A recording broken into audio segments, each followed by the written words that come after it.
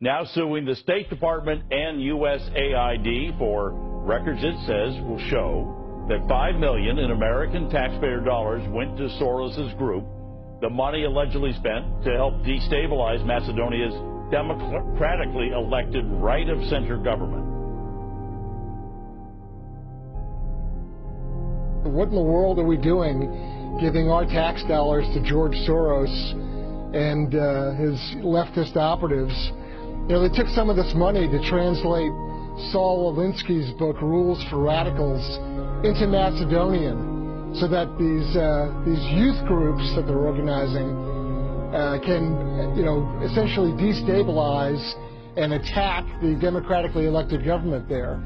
And the U.S. ambassador, a guy by the name of Bejli, who's an Obama guy, still in office, still representing the United States in Macedonia, he's all cozy with the Soros people. So we asked for all the records of communications, the funding, the programs, how the money was spent. Our remedy in this case is through the courts, and that lawsuit will be in front of a federal judge. The judge will drag USAID and State Department in front of them, and they'll have to explain why it is they refused to produce any of these records to us. We know they exist.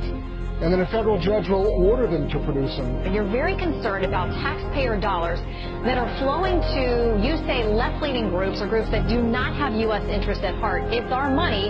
Are you going to get some answers? What are you looking for? Because I see the words here, George Soros. We've got George Soros-supported organizations like the Open Society Foundation's network.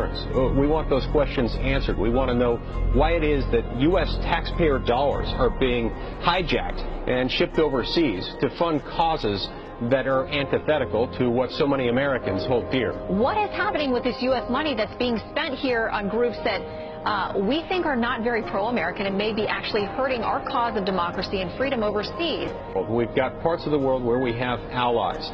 And when we have organizations that are being funded in part with U.S. taxpayer dollars that are going out there sowing discord, sowing suspicion within some of our ally countries, this makes us very nervous, and this understandably causes us to want to get answers about why this is happening, how long it's been occurring, how much money is involved, and how we can get out of that.